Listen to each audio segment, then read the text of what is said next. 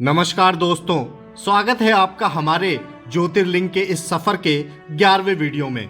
आप हमारे चैनल पर अन्य ज्योतिर्लिंगों से जुड़ी हुई रोचक कहानियां देख सकते हैं। साथियों, क्या आप जानते हैं भारत में एक ऐसा ज्योतिर्लिंग है जहां भगवान विष्णु के अवतार श्री राम ने स्वयं भगवान शिव की पूजा की थी, जहां भक्ति, मर्यादा और शिव राम का अद्भुत संगम देखने को मिलता है। राधे राधे मित्रों, आप सभी के हृदय में उपस्थित उस परम तत्व को प्रणाम करता हूं। आज हम बात करेंगे 11वें ज्योतिर्लिंग यानी रामेश्वरम ज्योतिर्लिंग के बारे में। तमिलनाडु राज्य में पंबन द्वीप पर रामेश्वरम ज्योतिर्लिंग स्थित है।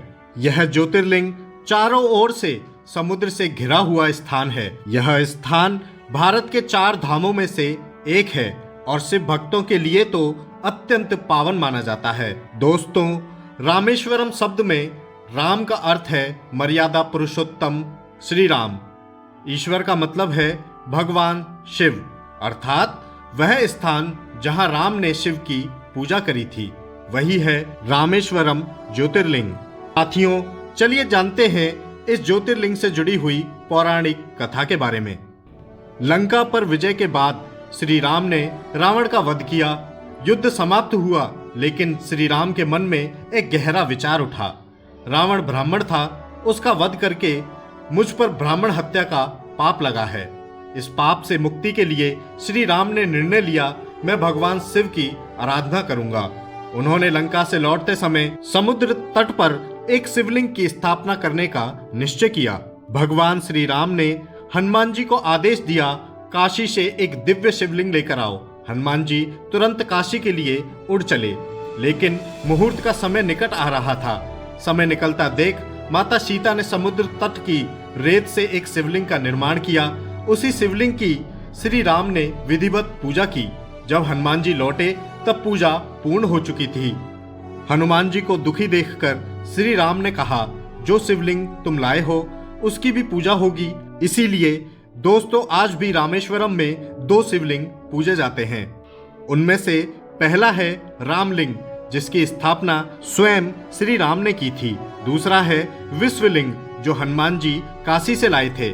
मान्यता है पहले विश्वलिंग फिर रामलिंग के दर्शन करने चाहिए। श्री राम की भक्ति से भगवान शिव अत्यंत प्रसन्न हुए। उन्होंने कहा, हे राम, जहां तुमने मेरी पूजा की है वहां मैं ज्योतिर्लिंग के रूप में सदैव निवास करूंगा। इसी प्रकार स्थापित हुआ रामेश्वरम ज्योतिर्लिंग। साथियों, रामेश्वरम में 22 पवित्र कुंड हैं। मान्यता है इन कुंडों में स्नान करने से जन्म जन्मांतर के पाप नष्ट हो जाते हैं। यह स्नान शिव भक्ति को पूर्णता प्रदान करता है। दोस्तों, रामेश्वरम हमें सिखाता है भगवान विष्णु और शिव अलग नहीं है। भक्ति में अहंकार का कोई स्थान नहीं और मर्यादा के साथ भक्ति ही सच्ची भक्ति है। यहाँ पर दर्शन करने वाले भक्त बताते हैं, रामेश्वरम में मन अपने आप शांत हो जाता है और आत्मा हल्की हो जाती है। यह स्थान समर्पण और शुद्धि का प्रतीक है। दोस्तों, रामेश्वरम ज्योतिर्लिंग हमें सिखाता है विजय के बाद भी विनम्रता जरूरी है, शक्ति के साथ भक्ति जरूरी है और राम शिव का अटूट संबंध है। अगर आप भी भगवान शिव और श्री राम के परम भक्त हैं तो वीडियो को लाइक करें और कमेंट में जय रामेश्वरम अवश्य लिखें। इसी कड़ी की अगली वीडियो में हम जानेंगे 12वें और अंतिम ज्योतिर्लिंग यानी गणेश्वर की दिव्य कथा के बारे में। दोस्तों, अगर अभी तक अन्य ज्योतिर्लिंगों की रहस्यमयी कथाओं को आपने नहीं देखा है तो हमारे चैनल पर जाकर अवश्य देखें। ऐसी ही और रोचक जानकारियों हेतु और सनातन को और करीब से जानने के लिए आपके अपने चैनल मंत्र शक्ति 108 से जुड़े रहें। जय महाकाल मित्रों।